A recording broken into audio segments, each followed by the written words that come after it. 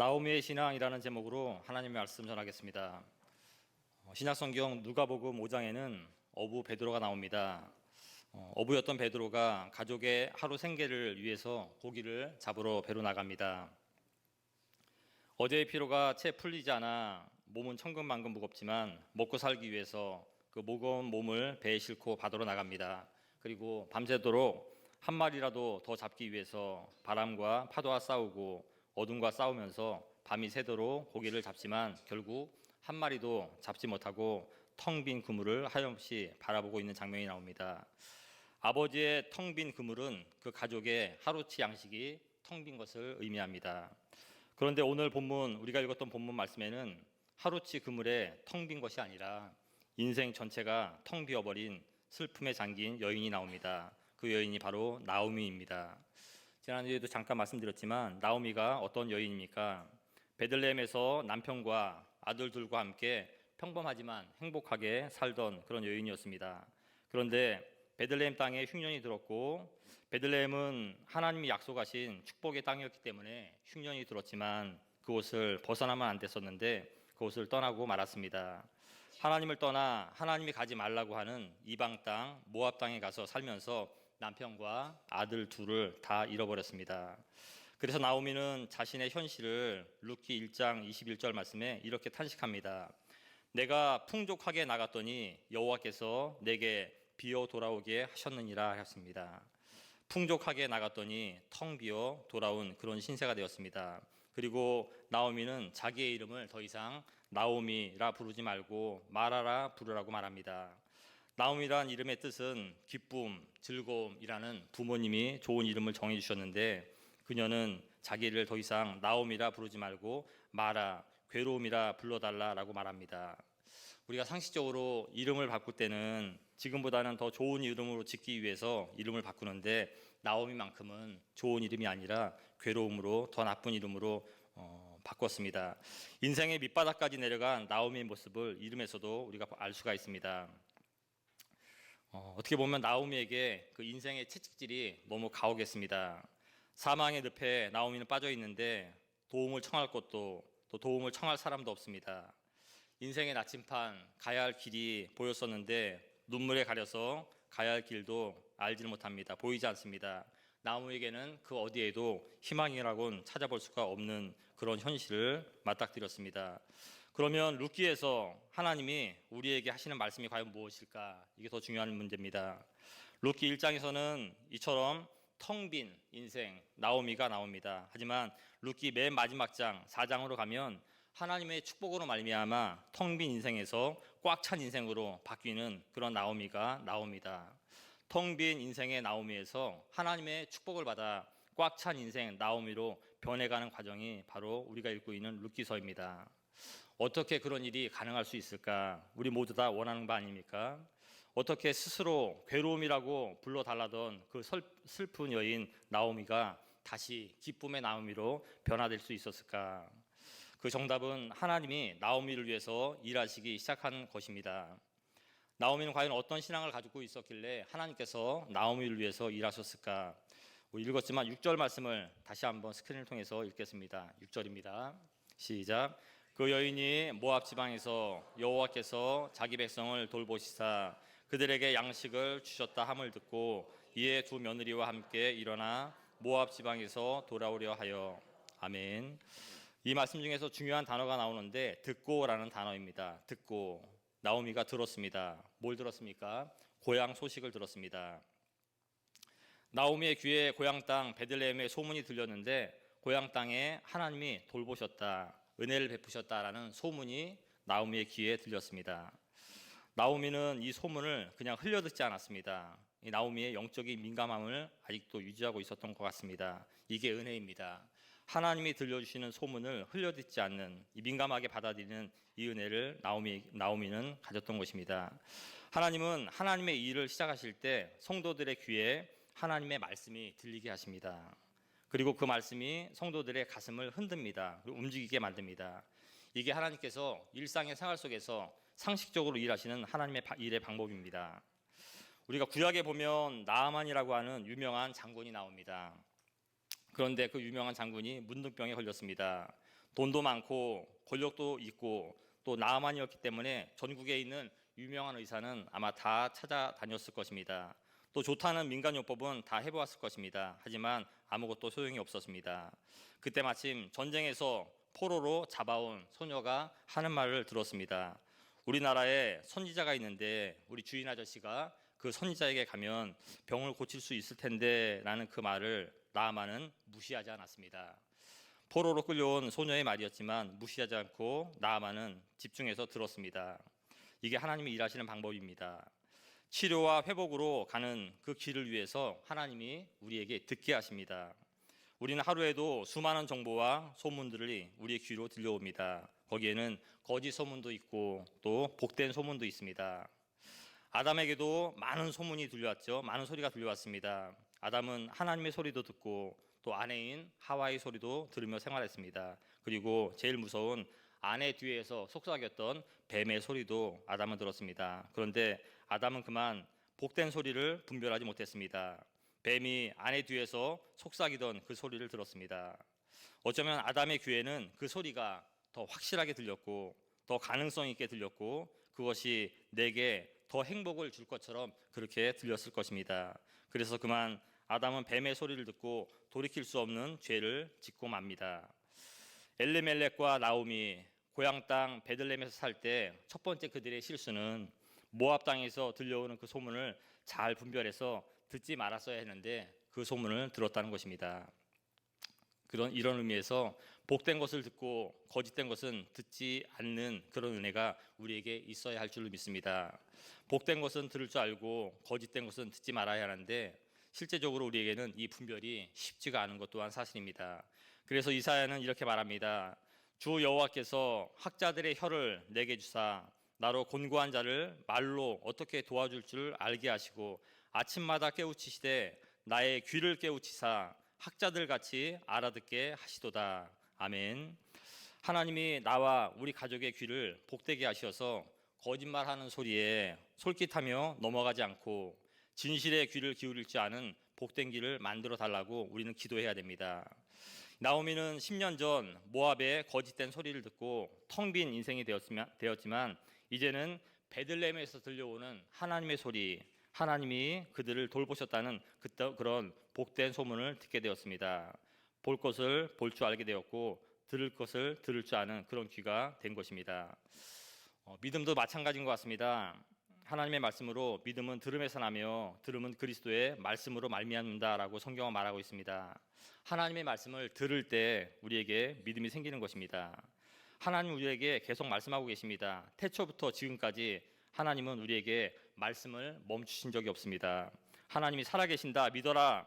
예수 그리스도를 믿어라. 그 안에 너희의 영원한 생명이 있다.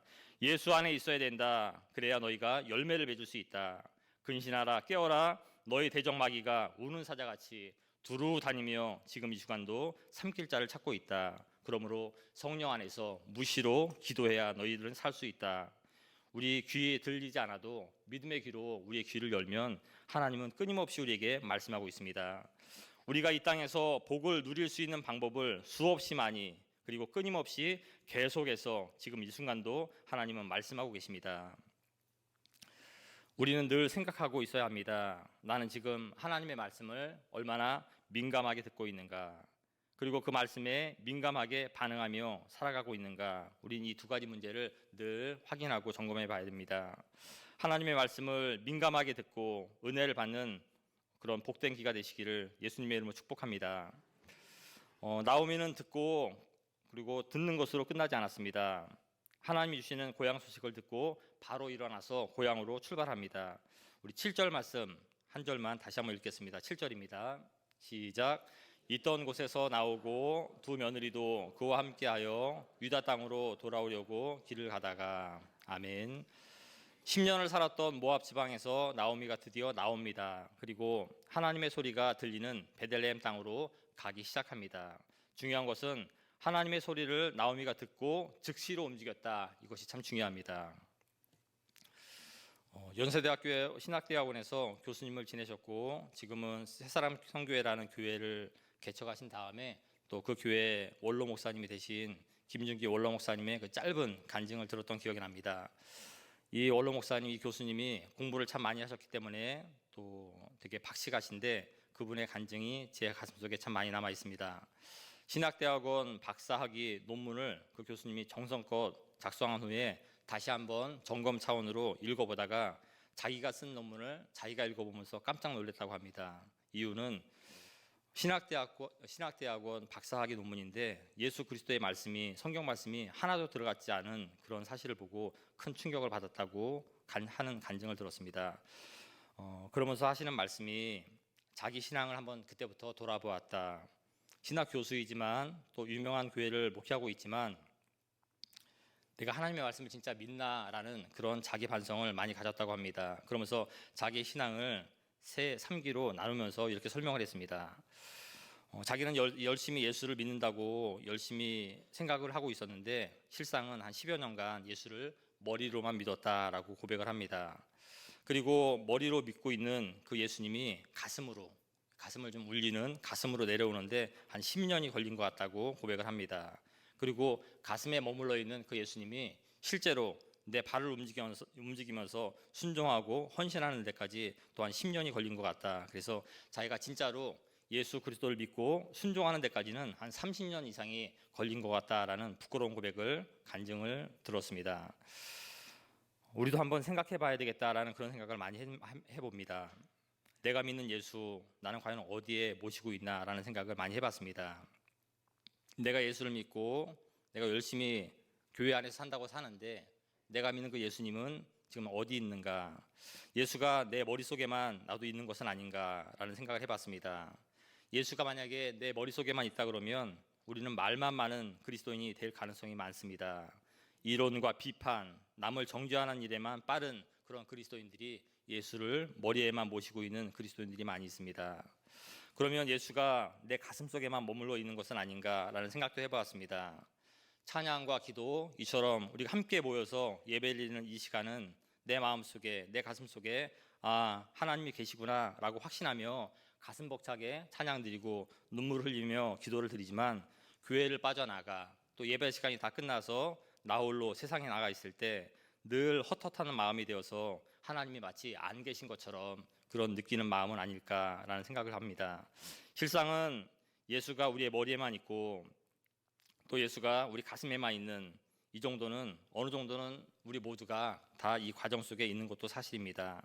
하지만 성경이 우리에서 원하는 것은 이제는 머리에만 머무는 예수가 아니라 또 가슴에만 머무는 예수가 아니라 내 입술에서 또 내 손과 발에서 예수가 나가야 된다. 움직이는 신앙, 실천하는 신앙으로 순종해야 된다라는 것을 성경은 말하고 있습니다. 내 입술에서는 사랑과 격려의 모습으로 내 입술에서 예수가 전파돼야 되고 내 손과 발에서는 수고와 땀으로 헌신과 충성의 모습으로 예수가 전파되기를 바라는 것이 예수 그리스도의 마음입니다. 머리에 머물고 가슴에 머물러 있는 신앙이 아니라 입술과 손과 발로 행동하는 신앙을 주님은 언제나 원하고 계시는 것입니다. 글을 읽어봤더니 예전에 대만에서 실제로 있었던 일이라고 합니다. 한 청년이 좋아하는 아가씨가 생겼는데 마음에 품고 있고 그 여인에게 프로포즈를 해야 되겠기에 자기의 마음을 전달해야 될 텐데 편지를 2년 동안 700통을 써서 보냈답니다.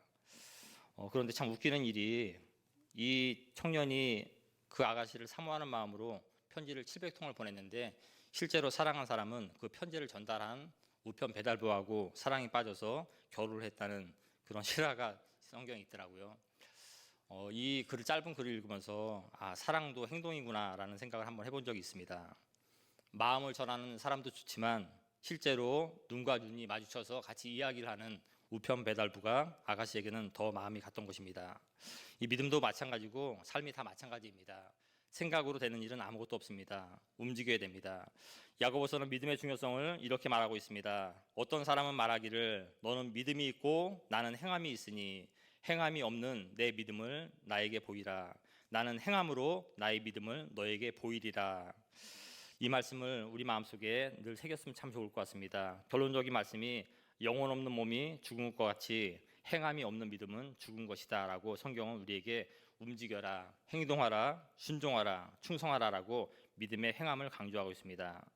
예수님께서 왜 너희에게 겨자씨만한 믿음이라도 있으면 이 산을 들어서 바다에 빠뜨렸을 것이라고 그런 말씀을 왜 하셨겠습니까? 겨자씨의 크기가 문제가 아닙니다. 겨자씨 안에 있는 살아있는 생명을 말씀하고 계신 것입니다. 생명은 움직입니다. 또 생명은 행동합니다. 움직이는 믿음, 행동하는 믿음이 있어야 한다고 주님이 말씀하고 계시는 것입니다. 나오미는 일어나서 하나님의 복된 소문을 듣고 멈춰 있지 않고 머릿속에 가슴속에만 남지 않고 일어나서 즉시로 모압에서 나왔습니다. 그리고 하나님이 부르시는 그 베들레헴 땅으로 향했습니다. 그리고 하나님은 그런 나오미에게 복을 내리셨던 것입니다. 우리의 믿음도 하나님 나라를 위해서 또 교회를 위해서 살아 움직이며 행동하는 믿음의 사람들이 되시기를 우리 주님의 이름으로 축복합니다. 다 함께 8절 9절 말씀 다시 한번 8절과 9절 말씀을 읽겠습니다. 시작. 나오미가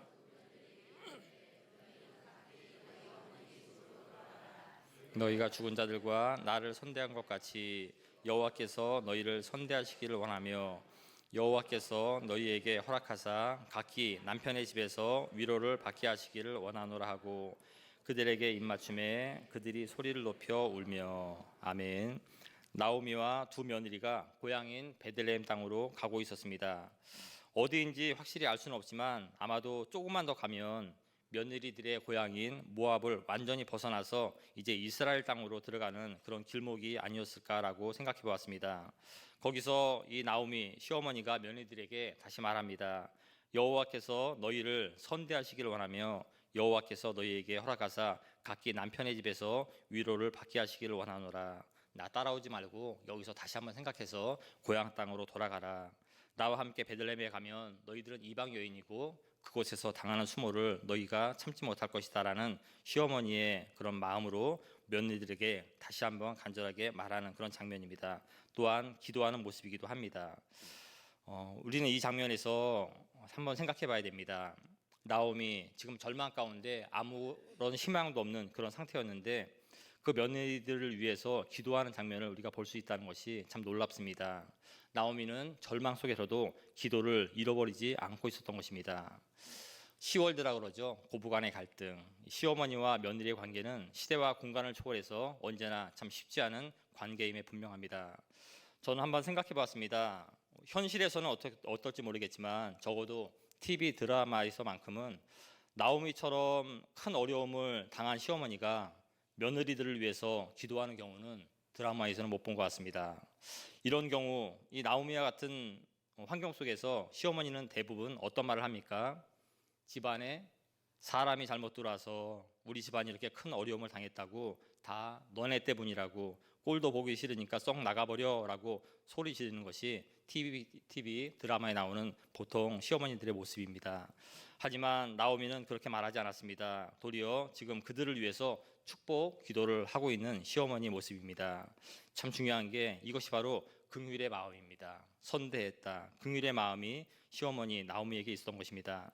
여호와께서 너희를 선대하시기를 원하며 여호와께서 너희에게 허락하사 각기 남편의 집에서 위로를 받게 하시기를 원하노라. 참 중요한 단어가 선대라는 단어입니다. 히브리어로는 헤세드인데 인내하심, 긍휼히 여김이라는 뜻을 갖고 있습니다. 나오미는 며느리들을 향해서 긍휼히 여기는 마음이 있었고 그 마음이 있었기 때문에 그들을 위해서 축복 기도까지 할 수 있었던 것입니다. 하나님이 가장 기뻐하시는 사람은 어떤 사람일까? 하나님은 분명히 말씀하시기를 긍휼히 여기는 사람은 복이 있나니 그들이 긍휼히 여김을 받을 것이라 라고 말씀하고 있습니다. 긍휼히 여기는 사람 또 긍휼이 많은 사람 그 사람을 하나님은 가장 기뻐하신다는 말씀이기도 합니다. 하나님은 긍휼의 하나님이시기 때문에 긍휼이 많은 사람을 하나님이 축복하시는 것입니다. 그러면 긍휼이 과연 무엇인가? 우리가 대략 긍휼이 뭔지 알고는 있지만 구약 성경에서 특별히 호세아에서 하나님의 긍휼이 참 잘 나타나 있습니다. 호세아서를 요즘 말로 좀 편하게 바꿔서 말씀드리면 어느 날 하나님께서 총각 목사님이었던 호세아 선지자에게 기가 막힌 명령을 하십니다. 호세아야, 이제 내가 짝지어준 여인하고 결혼을 해야 되겠다. 하나님이 호세아 목사님에게 결혼할 여자를 정해 주십니다. 누군가 하고 이 목사님이 알아봤더니 창녀였습니다. 그래도 호세아 목사님은 충성스러운 종이었기 때문에 그 여인과 함께 하나님의 말씀대로 순종하며 결혼을 합니다. 새 아이를 낳습니다. 그런데 어느 날 아내가 집을 나가 들어오질 않습니다. 찾아가 보니 다른 남자에게 가 있습니다. 하나님이 호세아에게 말씀합니다. 내 아내를 다시 집으로 데리고 와서 다시 같이 살아라. 호세아 목사님은 가슴이 너무 아팠지만 그리고 또 싫었습니다. 하지만 하나님의 말씀이기 때문에 순종했습니다. 집에 온 아내는 얼마간 정신을 차렸는지 좀 잠잠하다가 또 집을 나가버립니다. 백방으로 수소문을 해보니 이번에도 다른 남자와 같이 살고 있습니다. 하나님이 호세아 목사님에게 다시 말씀하십니다. 호세아야, 아내를 데리고 와서 다시 같이 살아라. 호세아 목사님은 다시 아내를 찾으러 낯선 남자의 집으로 갑니다. 그런데 설상가상 나도 이 여자를 술집에서 돈 주고 사왔으니 데리고 가려면 돈을 내고 데리고 가라라고 말합니다. 호세아 목사님은 거의 미칠 것 같았습니다. 하지만 하나님의 말씀이기 때문에 돈을 주고 아내를 데리고 옵니다. 이제 하나님이 호세아 목사님에게 말씀하십니다. 호세아야, 내가 너의 마음을 잘 안다. 너의 마음이 곧 나의 마음이란다 라고 말씀하시는 것이 바로 호세아에서의 메시지입니다. 내가 너희를, 하나님이 우리를, 내가 너희를 절실하게 사랑하고 있는데 너희는 언제나 나를 배신하고 세상을 더 사랑하고 우상을 더 사랑하면서 그들에게 달려가는구나. 그럴 때마다 내 마음이 찢어질 것처럼 아프단다. 하지만 나는 그래도 너희를 끝까지 사랑할 거란다. 이 마음이 우리를 향하신 하나님의 긍휼하신 마음입니다. 그리고 그 하나님의 긍휼하심의 클라이막스가 바로 예수님의 십자가의 사랑입니다. 하나님의 사랑을 배신하고 세상을 향해 떠나는 고멜과 같은 여인이 바로 저와 여러분인데 우리 주 예수 그리스도께서는 그런 우리를 끝까지 사랑하시고 십자가에 죽기까지 우리를 사랑하신 이 사실이 하나님의 긍휼을 나타냅니다. 하나님의 긍휼, 십자가의 사랑, 하나님의 긍휼하심이 있었기에 우리는 하나님의 자녀가 되었습니다. 그리고 하나님이 이제 우리에게 하시는 말씀이 너희도 가서 이같이 하라라고 우리에게 행동을 요구하십니다. 나오미는 긍휼의 마음으로 며느리들을 축복하였고 하나님은 나오미의 그 긍휼히 여기는 마음을 보고 그를 축복하셨습니다. 하나님의 긍휼과 하나님의 축복이 우리의 심령 속에 충만하게 임하시기를 우리 주님의 이름으로 축원합니다. 마지막으로 시 한 편을 소개합니다. 배한봉 시인의 그늘을 가진 사람이라는 시가 있습니다. 시가 좀 긴데요. 몇 구절만 읽어드리겠습니다. 양파는 겨울 한파에 매운맛이 든다고 한다. 고통의 위력은 쓸개 빠진 삶을 철들게 하고 세상 보는 눈을 뜨게 한다. 외로움도 매운맛이 박혀야 알뿌리가 생기고 삶도 그 외로움을 품을 줄 안다. 마침내 그는 그늘을 가진 사람이 되었다. 여기서 시인이 말하는 그 그늘은 부정적인 이미지의 그늘이 아닙니다. 땀 흘려 일하는 농부의 땀을 닦아줄 수 있는, 사람이 살 수 있는, 쉴 수 있는 그늘, 사람을 품을 수 있는 따뜻한 마음의 공간을 말합니다. 사람은 고난과 질병을 거치면서 남들에게 휴식을 제공할 수 있는, 남들의 땀과 눈물을 닦아줄 수 있는, 또 남들의 마음과 처지를 이해할 수 있는 따뜻한 마음의 공간이 만들어진다고 말하고 있습니다. 맞는 말입니다. 산전수전을 다 겪으면서 마음이 도리어 더 거칠어지는 그런 분들도 물론 계시지만 대부분의 사람들은 그 모진 세월들이 다른 사람을 이해하고 품고 배려할 수 있게 만들어주는 것입니다. 늙는 것이 아름다운 이유 중에 한 가지가 여기에 있습니다. 흘러가는 세월 속에서 우리는 이 긍휼의 마음을 배우면서 살아가야 합니다. 그 세월 속에 긍휼이 자라고 있기 때문입니다. 나오미는 타향살이 10년의 그 모진 세월 속에서 남들이 겪기 힘든 모진 세월을 보내면서 넓은 긍휼의 마음이 생긴 것입니다. 그리고 그 긍휼의 마음으로 며느리들을 축복할 수 있었고 결국은 그 긍휼의 마음으로 자신도 그리고 며느리도 복을 받았고 더 나아가 혈통으로는 예수 그리스도의 육신의 조상이 되는 영광을 맛보게 된 것입니다. 사랑하는 성도 여러분, 우리에게 주어진 하루하루의 삶 속에 긍휼의 마음이 많이 작동되어서 하나님의 긍휼의 축복이 풍성하게 임하시는 그런 한 주간 되시기를 우리 주님의 이름으로 축복합니다. 기도하겠습니다.